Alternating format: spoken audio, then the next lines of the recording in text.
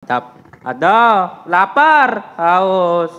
Poso ngeluh ae sih jam piro iki? Duh, lapar, haus. Kamu gak lapar tak? Gak haus tak? Lapar sih. Nah, lapar kan jam berapa sih? Oh Jam iya. 4. Ya saya yuk beli takjil aku Di sudah mana? lapar. Ada saran gak? Dekat-dekat sekolah sini Oh loh. iya, katanya banyak yang jualan di sekitar Iya. saya. Ya saya yuk. Ayo. Iya, daripada Ayo. kentean. Iya, jam 4. A few moments later. Alah, Aduh. kentean lu. Kentean lu, aduh. Lah kok enak panganane mau. Kayaknya enak gitu ada panganan Kayak lagi makanannya. apa tuh? Wartakjil. Iya. Gak Lah, ada. dapet. Lah iya. Padahal enak lu ada nasi, ada kentang, ada goreng-gorengan, Aduh. ada es. Wes daripada ada yang ngersu lo, daripada ada yang ngeluh ae. Mending kita talk show aja lu. Ya boleh. Bagus. Ayo.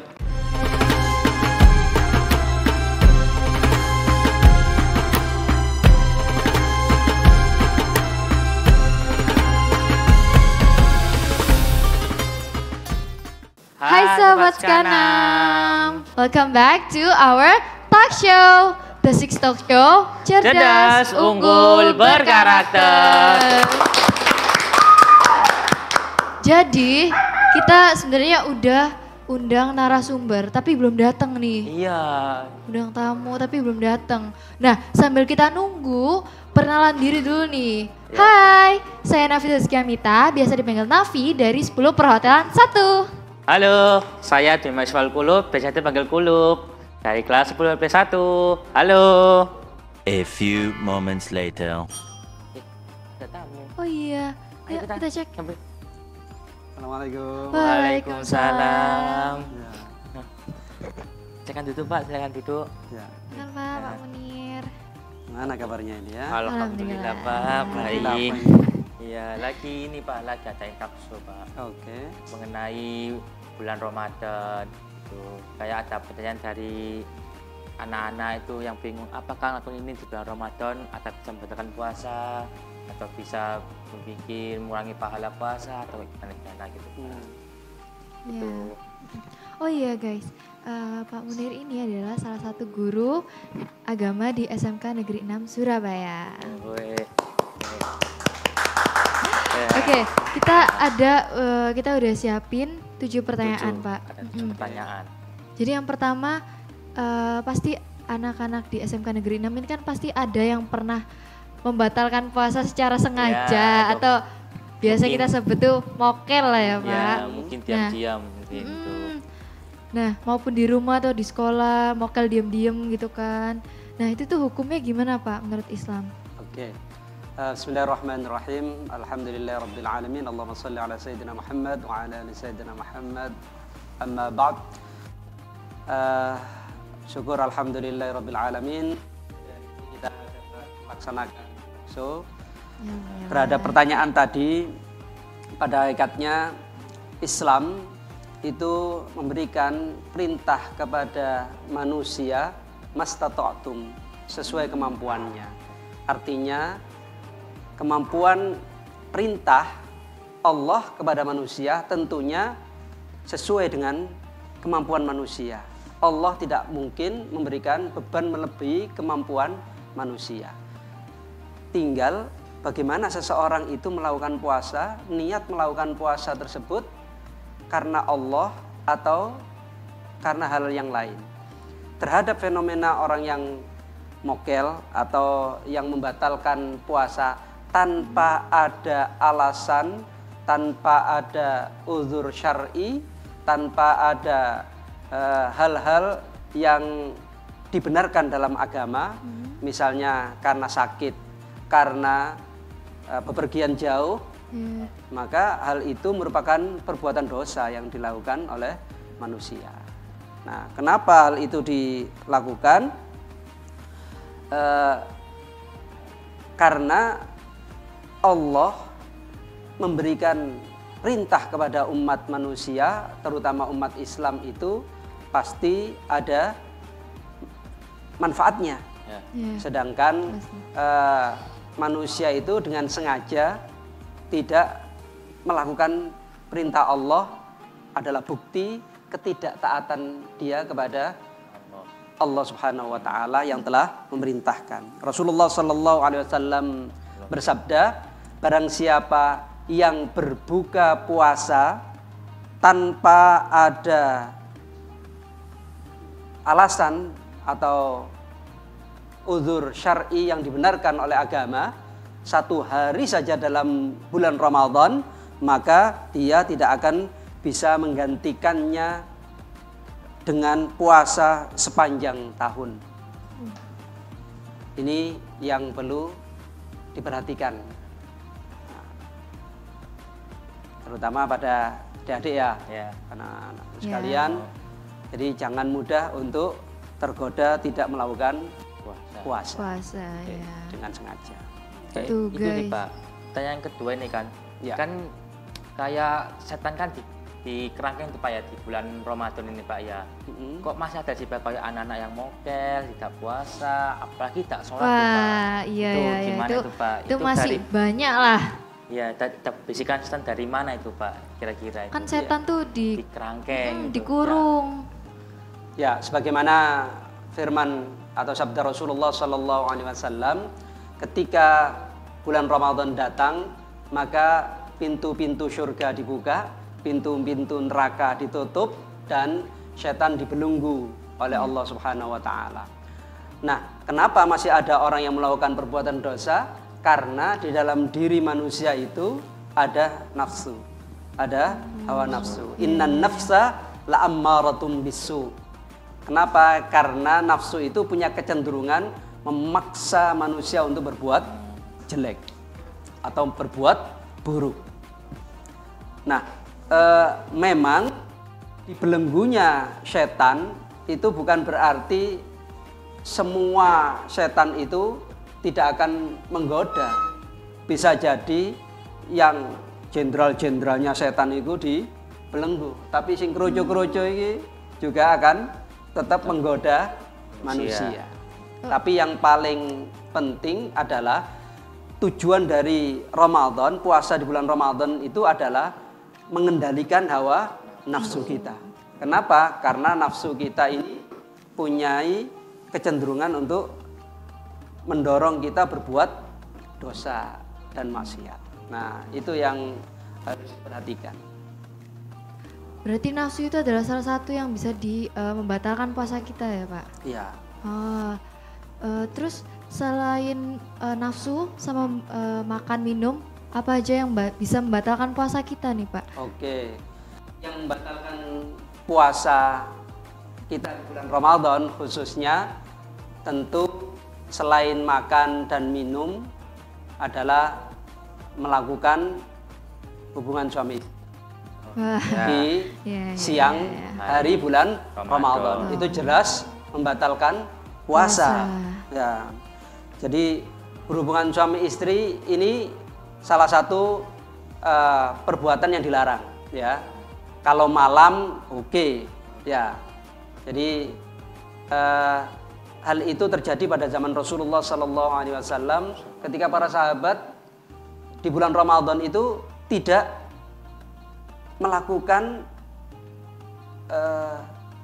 perbuatan yang semestinya dilakukan terhadap pasangannya, terhadap istrinya, kewajibannya. Tapi mereka siang hari puasa, malam hari ibadah, keluarganya atau istrinya, pasangannya tidak diperhatikan. Nah, itu diingatkan oleh Allah Subhanahu wa taala bahwa istri-istrimu adalah ladang atau sawah-sawahmu, maka tanamilah mereka. Yang kedua, muntah dengan sengaja. Ya, hati-hati ketika seorang itu muntah dengan sengaja, maka membatalkan puasanya. Jadi ketika batuk ya cukup ditahan, ya, tidak kemudian sampai menyebabkan muntah yang itu kita sengaja atau dilogok, nah, istilahnya. Ketika kita tenggorokan kita itu tersedak misalnya, kemudian kita muta-muta dengan sengaja. Kemudian berikutnya keluar mani, ya bagi laki-laki. Itu ketika melakukan atau mimpi basah misalnya di siang hari bulan Ramadan. Dan yang otomatis batal puasanya adalah perempuan yang haid atau nifas. Itu otomatis dia batal puasanya dan harus menggantinya di waktu yang lainnya setelah bulan Ramadan. Dan orang yang batal puasanya murtad, itu pasti. Ketika dia keluar dari Islam, maka dia tidak berkewajiban. Ya, sudah batal puasa yang dia lakukan.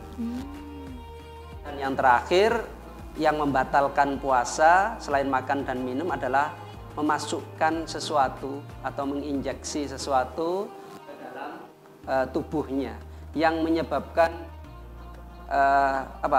dia menjadi nutrisi dalam dirinya.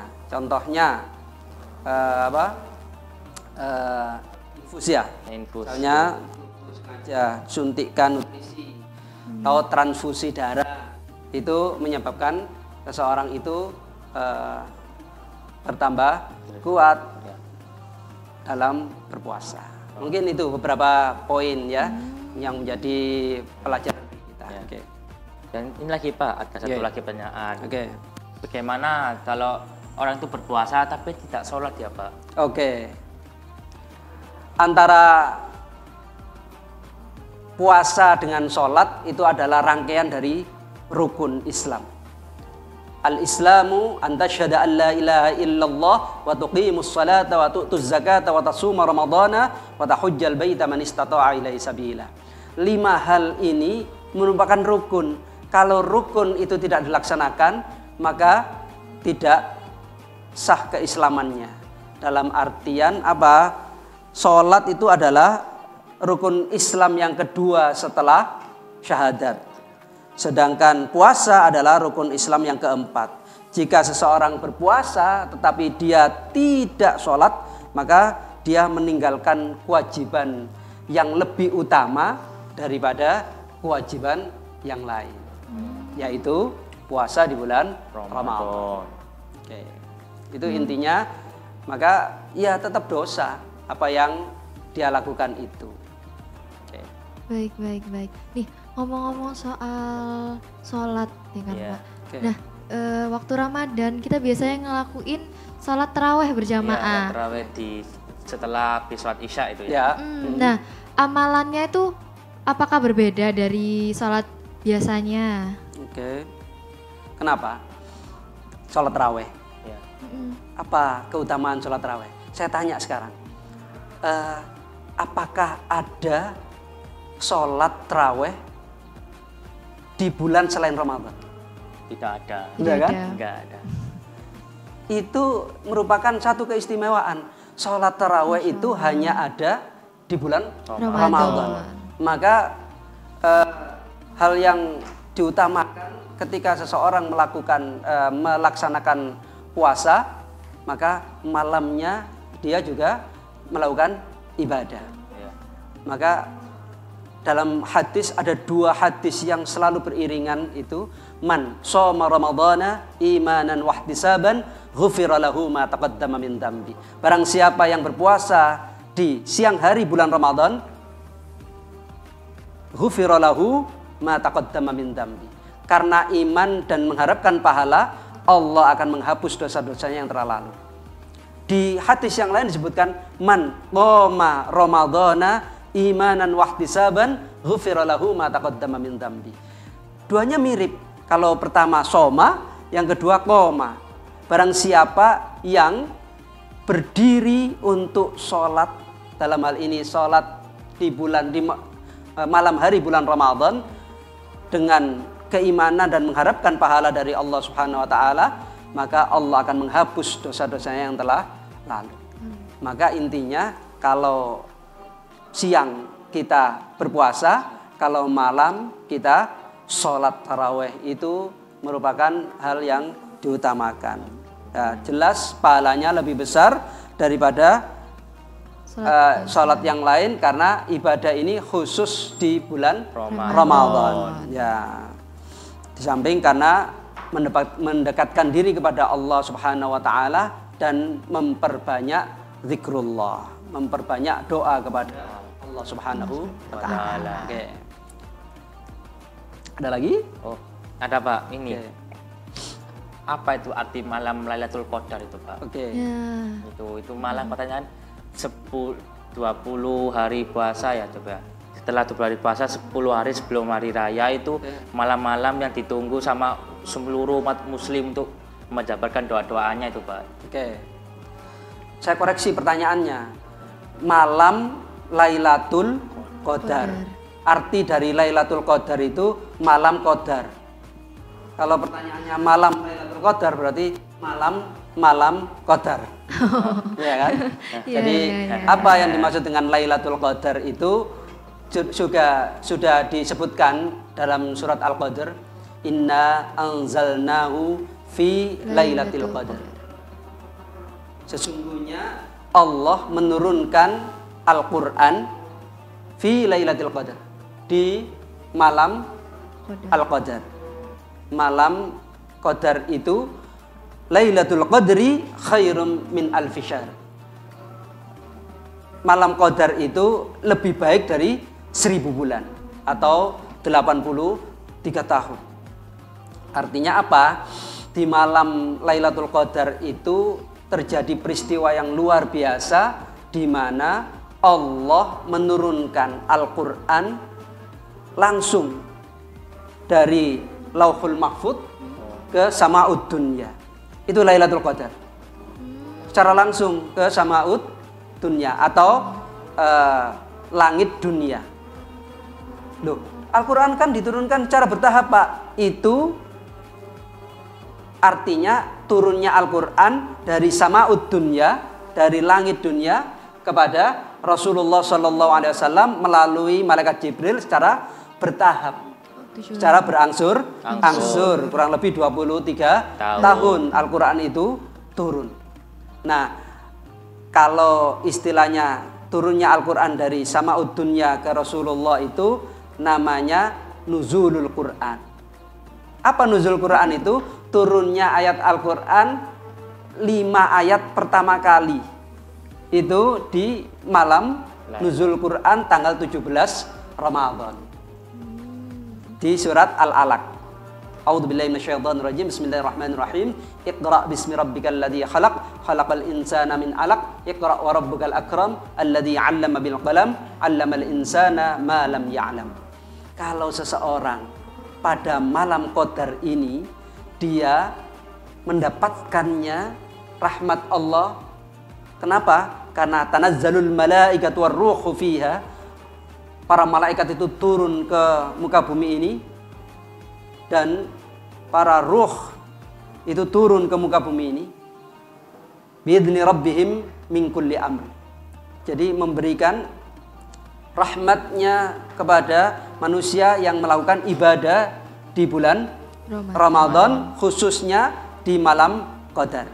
Rasulullah SAW bersabda bahwa malam Qadar itu terjadi di 10 malam terakhir di bulan Ramadan, khususnya malam ganjil. Tapi jangan berharap kita mendapatkan Lailatul Qadar kalau 20 hari sebelum 10 hari terakhir bulan Ramadan itu kita tidak melaksanakan kebaikan. Maka harus bentuk apa tuh? Ya tadi puasa dengan baik, malamnya sholat taraweh, tadarus, kemudian kita sholat tahajud dan lain sebagainya, infak, sedekah dan lain sebagainya di 20 hari sebelum 10 hari Ramadan, insya Allah Allah akan memudahkan kita mendapatkan Lailatul Qadar. Amin ya rabbal alamin. Ini Pak, pertanyaan terakhir. Oke. Apa arti Idul Fitri bagi umat Muslim? Iya. Arti yang sebenarnya. Yang sebenarnya. Kita pernah mendengar doa yang biasa kita panjatkan. Allahumma barik lana fi Rajab wa Sya'bana wa ballighna Ramadan. Ya Allah, berkatilah atau berkahilah diriku di bulan Rajab dan bulan Sya'ban. Wa ballighna, dan sampaikanlah aku di bulan Ramadan. Ketika kita berdoa di sepanjang bulan Rajab, Sya'ban dan Ramadan, menunjukkan bahwa untuk menuju ke Ramadan itu persiapan kita mulai bulan Rajab. Kata para ulama disebutkan bahwa bulan Rajab itu untuk mensucikan diri kita. Di bulan Rajab itu mensucikan diri kita. Di bulan Sya'ban itu mensucikan hati kita dari penyakit-penyakit hati dan lain sebagainya. Sedangkan di bulan Ramadan kita membersihkan ruh kita. Ketika bulan Ramadan kita dibersihkan, maka sampai di penghujung Ramadan kita menjadi orang-orang yang suci, bersih, bagaikan bayi yang baru lahir. Kenapa? Karena dosa-dosa kita dihapus, diampuni oleh Allah Subhanahu wa Ta'ala. Nah, pertanyaannya, apakah kita nanti sanggup menjadi orang yang fitri, kembali suci tadi? Pertanyaannya itu bisa dijawab. Lalu bagaimana Ramadan kita? Lalu bagaimana Sya'ban kita kemarin? Lalu bagaimana Rajab kita kemarin? Persiapannya itu panjang. Iya, tidak bisa kita mempersiapkan langsung di bulan Ramadan. Tapi kita kalau sudah memasuki Ramadan, mari kita persiapkan dengan matang. Kita melakukan dengan berbagai kegiatan yang bermanfaat, termasuk kita menjaga diri, menjaga nafsu kita dari perbuatan-perbuatan yang dilarang oleh Allah Subhanahu wa Ta'ala. Di mana umat Islam di Idul Fitri ini kembali ke fitri, kembali ke dasar dirinya ketika lahir. Kenapa ketika Idul Fitri katanya kita itu sudah suci, tapi kita harus minta maaf pada sesama manusia? Masih ingat nggak? Ada halal-halal kita saling maafkan sama tetangga. Ya, karena di bulan Ramadan Allah itu memaafkan dosa-dosa kita antara kita dengan Allah Subhanahu wa Ta'ala. Tapi Allah tidak akan menghapus dosa kita pada sama manusia sebelum kita meminta maaf pada yang bersangkutan. Maka silaturahmi, halal bihalal itu dilakukan di bulan Syawal agar kita bisa betul-betul fitri, betul-betul menjadi manusia yang kembali ke hadirat Allah Subhanahu wa Ta'ala dalam keadaan suci bagai bayi yang baru lahir. Masya Allah. Masya Allah. Gitu ya. Ya. Semoga yang saya uraikan ini bisa bermanfaat bagi kita semuanya, khususnya keluarga besar SMK Negeri 6 Surabaya. Amin. Dan juga pada umumnya para pemirsa di channel SK6 SMK Negeri 6 Surabaya. Amin, amin. Amin, Pak.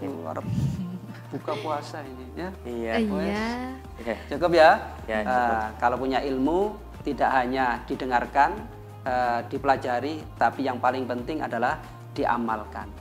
Ilmu itu ya lafdhan wa ma'nan wa amalan. Diketahui lafadznya, maknanya, dan yang paling penting diamalkan dalam kehidupan kita sehari-hari. Semoga manfaat. Ya, cukup sekian. Terima kasih Pak Munir. Sudah berbagi ilmunya kepada kita sama sesama penonton juga. Sama Sobat Skanam juga. Untuk Sobat Skanam yang udah dengerin sampai habis, kita berterima kasih juga. Dan jangan lupa untuk diamalkan ya guys. Ya, ilmu ini wajib diamalkan. Sekian dari kita. Wassalamualaikum warahmatullahi wabarakatuh. The Six Talk Show. Cerdas, unggul, berkarakter.